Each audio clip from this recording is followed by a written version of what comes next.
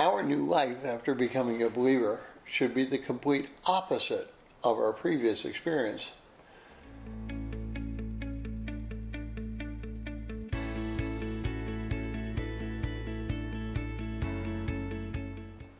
Well, if you're joining us in this 60-day reading plan, today's reading is 1 Peter chapter 2, verses 1 through 3, and I encourage you to read that passage. There are 5 nouns in this first verse that characterize a person's life before developing their relationship with Christ. These 5 nouns should not follow into a believer's life, but instead need to be rejected and left at the door so that the new life may begin. Let's see if we can change some of the wording to make this first sentence a little more personal.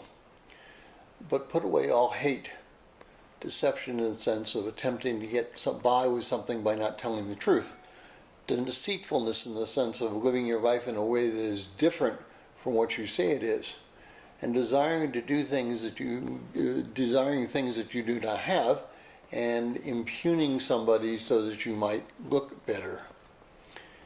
Look at the world around you. While everyone may not display all of those negative attributes all the time, most people, even those who profess Christ, tend to show one or more of those attributes at any given time. Well, back in the late 70s, when the home security systems were becoming popular, I had the misfortune of working for a company, in particular a supervisor, who purported to run a shop based on Christian principles.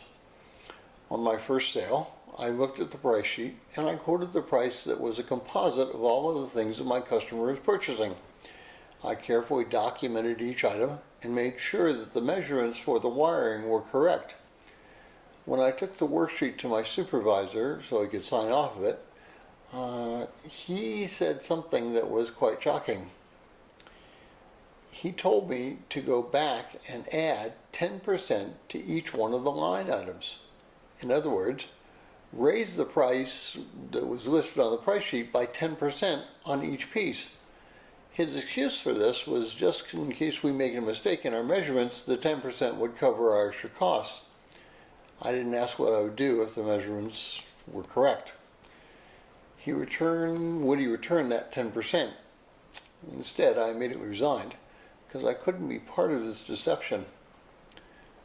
What are some things in your life that you may not be precisely what God would have you do, and you can give up so that your walk with Christ is more dynamic and more pure?